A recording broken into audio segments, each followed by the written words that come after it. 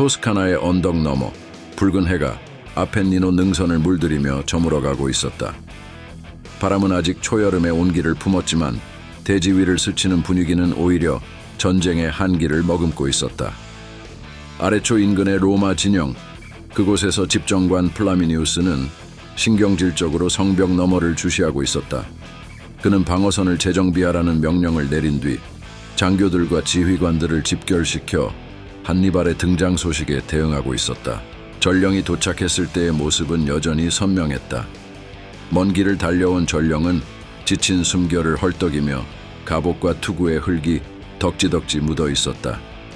그가 전한 소식은 간단하면서도 충격적이었다. 한니발 저 카르타고의 명장이 아펜니노를 넘어 에트루리아로 접근하고 있다는 것이다. 플라미니우스의 이마에 땀방울이 맺혔다. 한니발이 이 땅에 발을 들이밀면 에트루리아 도시들의 충성은 언제든 변덕스러운 바람처럼 뒤집힐 수 있었다. 우리는 여기서 그를 막는다. 플라미니우스는 결연한 목소리로 장교들에게 선언했다. 병사들에게 전투 태세를 갖추게 하고 추가 보급품을 준비시켜라. 한니발이 어디로 오든 이 들판이 그의 무덤이 될 수 있도록 해야 한다. 장교들은 그의 명령에 즉각 움직였다. 로마 군단병들의 의지는 견고했지만 그들 역시 소문으로 듣던 카르타고의 지략가를 상대한다는 사실에 묵직한 중압감을 느끼고 있었다. 반면 아펜니노 산맥 너머에서 토스카나의 고요를 깨고 서서히 밀려오는 전운의 흐름은 한니발의 의도대로 착착 움직이고 있었다. 그는 단순히 강철과 피로 로마를 제압하는 것만이 아니라 로마가 뿌린 두려움과 신뢰 사이에 틈새를 내고자 했다. 갈리아 용병들을 상해시켜 에트루리아 곳곳을 교란했고 작은 마을 주변에서 일부러 소규모 공격을 일으켰다. 이들 충돌은 순식간에 발생하고 호련히 사라져버리는 유령 같은 것이었다. 우리가 본격적으로 대열을 갖추어 싸우기 전에 먼저 그들의 마음을 빼앗아야 한다. 한니발은 밀회 자리에서 장교들에게 조용히 지시했다. 그는 낮고 차분한 어조로 말했지만 그 안에 담긴 의지는 강철 같았다. 에트루리아 도시와 접촉하라. 로마가 그들을 보호하지 못한다는 인상을 심어주어라. 우리 카르타고와 동맹을 맺는 것이 그들의 생존과 번영을 보장한다고 납득시켜야 한다. 갈리아 용병들은 밤을 틈타 숲속 길을 세울며시 움직였고 카르타고 정예병들은 에트루리아 도시들의 성문 아래 가까이 스며들었다. 이 밤의 어둠 속에서 농부들이 상인들이 길 잃은 나그네들이 낸 낮은 탄식과 수군거림이 퍼져나갔다. 로마가 정말 우리를 지켜줄 수 있을까? 이 의문은 점차 불씨처럼 번져나갔고 도시의 성벽 위에서 초를 든 경비병들의 눈길조차 흔들리게 만들었다. 한니발은 말 위에 앉아 멀리 아래초 쪽을 바라보았다. 그곳에 플라미니우스와 그의 군단이 기다리고 있다는 것은 이미 파악하고 있었다. 아래초를 중심으로 펼쳐진 토스카나의 평원과 구릉들. 그곳은 마치 오래된 장기판 같았다. 한 칸 한 칸이 도시고 언덕이고 숲이었다. 카르타고와 로마 두 강자는 그 위에 말을 놓고 병력을 옮기며 상대의 수를 읽으려 하고 있었다. 그날 해가 붉게 내려앉을 무렵 에트루리아의 나무들이 부드럽게 흔들리고 언덕 너머 어디선가 병사들의 숨결과 군화 소리가 낮게 진동하고 있었다. 진영에 가라앉은 침묵 사이로 사령관들의 고민이 번지고 병사들의 기대와 두려움이 뒤섞였다.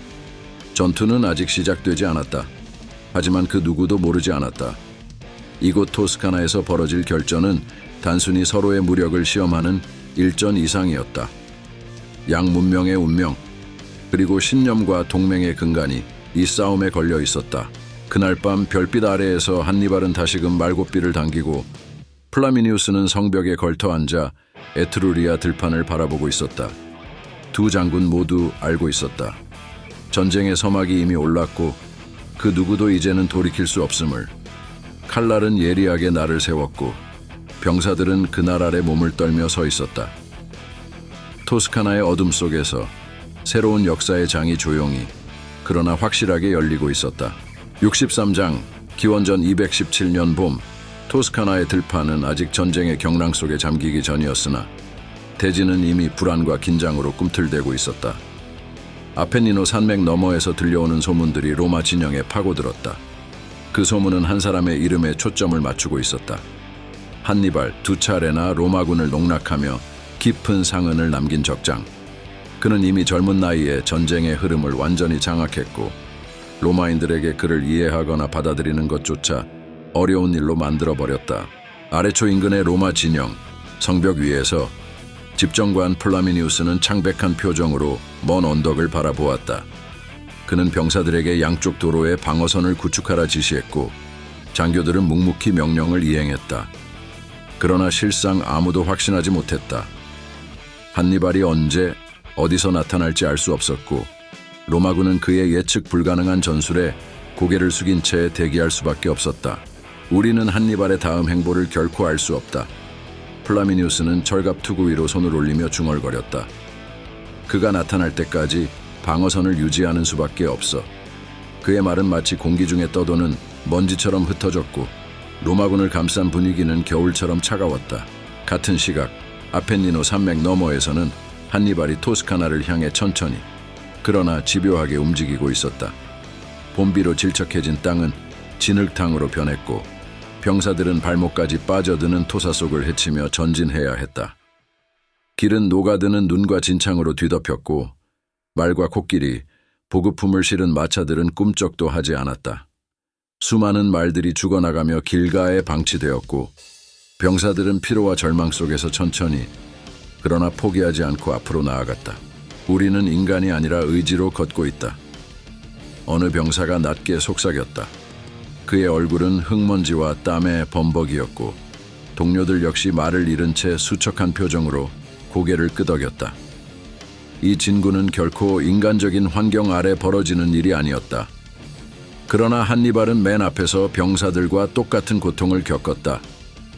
그는 지휘관용 말 대신 질퍽한 진흙 위를 걸었고 그 위험 있는 외투와 투구는 이미 탁한 흙물에 절어 있었다. 이 험난한 행군 중 한니발은 극심한 눈병을 앓았고 고통은 예리한 칼날처럼 그의 시야를 갉아먹었다. 결국 그는 한쪽 눈의 시력을 잃고 말았다. 그러나 그 눈을 잃는 순간에도 한니발은 문득 깨달았다.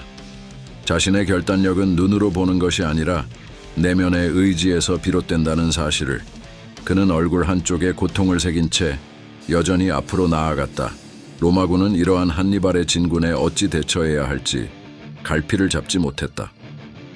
플라미니우스와 세르빌리우스는 각각 아레초와 리미니에서 군을 이끌며 대기했지만 그들이 들을 수 있는 것은 한니발이 나타날 것이다 라는 막연한 소문뿐이었다.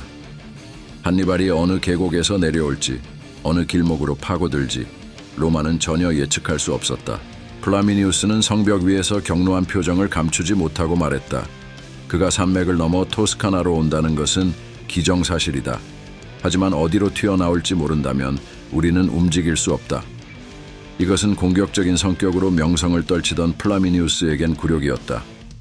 마치 거대한 고슴도치 앞에 선 맹수처럼 로마는 날카로운 침을 피해 제자리 걸음을 하고 있었다. 산맥을 넘어온 한니발은 녹초가 된 병사들을 모아 낮은 언덕 기슭에 잠시 진영을 세웠다. 먼 발치로 토스카나 평원이 어슴푸레하게 펼쳐졌고 그 너머에 로마의 영향력이 서려 있었다.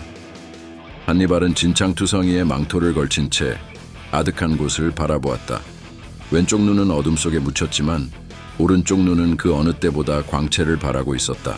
우리가 겪은 고난은 로마가 겪을 고난에 비하면 아무것도 아니다. 한니발은 쉰 목소리로 병사들에게 말했다. 피로에 지친 병사들의 눈빛이 그의 말에 일제히 모였다. 눈병의 통증에도 한니발은 떨지 않았고 병사들은 그를 신화 속 영웅처럼 바라봤다. 마치 살아있는 전설, 한니발은 그들의 고통을 자신의 것처럼 끌어안았다. 이 눈으로 너희의 고난을 보았다. 한니발은 손으로 자신의 오른쪽 눈가를 가볍게 문지르며 말했다. 남은 이 눈으로는 우리가 이룰 승리를 목격할 것이다. 병사들은 그의 말 한마디에 무기를 들어 올렸다. 한니발의 목소리는 기적으로, 약속으로, 또 결의의 상징으로 울렸다. 아침 햇살이 토스카나의 들판을 은은히 물들이자 한니발의 군대는 진흙탕에서 한 발씩 빼내며 전진을 재개했다. 그때 한니발은 갈리아족 장검의 자루를 단단히 쥐고 병사들 앞에 섰다. 한쪽 눈에 남은 강렬한 빛은 불타오르는 야망, 불굴의 의지, 그리고 그가 병사들을 향해 갖는 책임을 담고 있었다. 로마는 우리가 도달하기 전까지 무너지지 않을 것이다. 그러나 우리가 도착하는 그 순간 그들은 한니발의 이름을 기억하며 두려워할 것이다. 그의 음성이 들판을 가르자 병사들은 일제히 함성을 질렀다. 그들은 피로와 험난한 진군을 넘어 마침내 로마의 심장을 향하고 있었다. 이 순간 한니발은 단순한 장군이 아니었다. 그는 병사들을 결속시키는 영혼, 눈먼 신탁자이자 승리로 향하는 불멸의 상징이었다. 한니발의 반쪽 시야는 그를 절망으로 몰아넣지 않았다. 오히려 그의 존재감을 더 강렬하게 만들었고 병사들은 그가 고통 속에서 단련한 의지를 공유했다. 어느 누구도 돌아설 생각을 하지 않았다. 그들의 앞길을 가로막는 것은 비와 진창, 그리고 아직 대면하지 않은 로마의 강력한 방어뿐이었다. 하지만 그 모든 것보다 더 강한 것은 한니발의 결단과 희망, 그리고 승리라는 이름 아래 결속된 병사들의 뜨거운 피였다. 토스카나의 바람은 차분했지만 그 안에 깃든 숨결은 이미 전쟁의 서막을 알리고 있었다. 한니발의 군대는 이제 로마를 겨누고 있었다. 그리고 곧 로마는 그의 이름 앞에 떨게 될 것이다. 그렇게 반쪽 눈으로 바라보는 전쟁은 온전한 승리의 시작을 예고하고 있었다. 64장, 피렌체 성벽 가까이에 자욱한 먼지가 깔릴 무렵 한니발은 군대를 이끌고 그 도시 부근에서 진을 치고 있었다. 그는 병사들에게 충분한 휴식을 주어 그들의 체력을 회복시켰다. 밤새 끓는 물처럼 신음하던 부상병들은 겨우 숨을 골랐고 갤러리아 병사들은 축축한 옷을 말리며 조용히 무기를 점검했다. 그러나 한니발이 이곳에 머무른 이유는 단순한 재정비가 아니었다. 그의 마음속에는 훨씬 더 거대한 그림자가 도사리고 있었다. 에트루리아 지방을 공포에 물들여 로마와 동맹한 도시들을 무력화하는 것. 그 어두운 목표가 지금 그를 전장으로 밀어넣고 있었다. 한니발은 마른 대지를 짚고 일어섰다. 아직 새벽 안개가 걷히지 않은 들판 너머로 그가 노리고 있는 농촌 마을들의 지붕이 희미하게 드러났다. 그는 위험 있게 갈리아 장교들을 돌아보며 낮게 명령했다. 이 땅은 더 이상 로마의 것이 아니다. 우리가 남길 것은 폐허와 비명뿐일 것이다.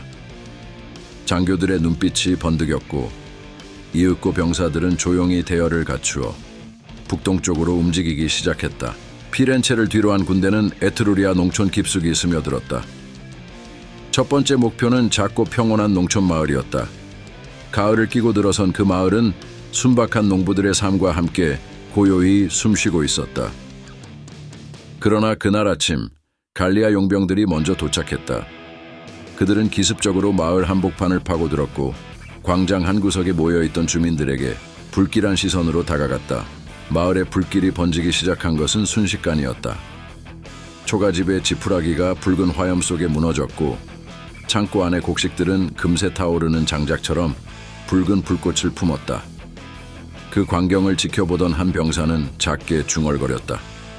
이건 살아있는 지옥과도 같군. 비명소리가 사방에서 터져 나왔다. 놀란 주민들은 우왕좌왕하다가 병사들에게 붙잡혔고 죽음과 고통이 길바닥을 적셨다. 불탄 순내와 살점이 탄 냄새가 공기 중에 자욱하게 깔렸다. 마을 가장자리에 있는 작은 농가에서도 비슷한 상황이 펼쳐지고 있었다. 어린아이들은 어미의 가슴속에서 울부짖었고 노인들은 지팡이에 의지한 채 불타는 집들을 빈 눈으로 바라보았다. 그들의 시선 속에는 경악과 절망이 뒤섞여 있었다. 병사들은 남은 물건들을 닥치는 대로 약탈했고 조롱하는 웃음소리가 터져 나왔다. 그 웃음은 지옥의 악마들이 춤추듯 흉포하고 잔혹했다. 한밤중처럼 어두워진 연기 속에서 불길은 마치 생명체인 양마을을 핥히며 타올랐다. 희미한 불빛 속 병사들의 쇠사슬과 투구는 붉은 광채를 반사하며 악령 같은 형상을 이뤘다. 한 여인이 잿더미 속에서 아들을 찾으려 울부짖었지만 그 목소리는 화염과 비명 속에 가라앉고 말았다.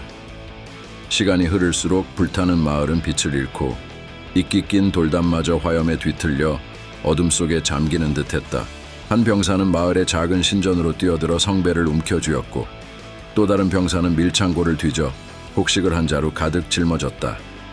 주민들의 숨결은 비명과 함께 산산이 부서졌고 가옥의 잔해 사이로 쏟아지는 불꽃은 무덤 속 망령처럼 허공에 떠돌았다. 피투성이가 된 농부가 땅에 쓰러져 마지막 숨을 내뱉을 때 병사의 무거운 발소리가 그를 짓밟고 지나갔다. 하늘에서 떨어지는 재가 무덤 속 썩은 내와 같구나. 한 병사는 코를 막으며 작게 중얼거렸다. 주변에선 아이의 처절한 비명이 터져 나왔고 어미는 두 팔을 허우적거리며 불길 속에서 몸부림쳤다. 그러나 불길에는 자비가 없었다. 불타는 횃불을 든 병사들은 들짐승의 눈빛을 띠며 마을을 갈갈이 찢어발겼다. 이 약탈은 단순히 식량을 빼앗고 금품을 챙기는 것 이상의 의미를 지니고 있었다. 한니발이 심어놓은 것은 공포, 곧 전쟁의 또 다른 얼굴이었다. 그는 이 참상으로 에트루리아 지방의 도시들에게 카르타고와 손잡지 않는다면 파멸뿐이라는 메시지를 전했다. 그날 밤 검게 그을린 하늘 아래 마을 주민들의 절규는 대지의 끝까지 울려 퍼졌다. 한니발이라는 이름은 이제 토스카나의 땅 위에 지울 수 없는 상처로 남았다. 불길이 사그라든 자리에 남은 것은 까맣게 타들어간 재와 그 속에 묻힌 목숨들의 흔적뿐이었다.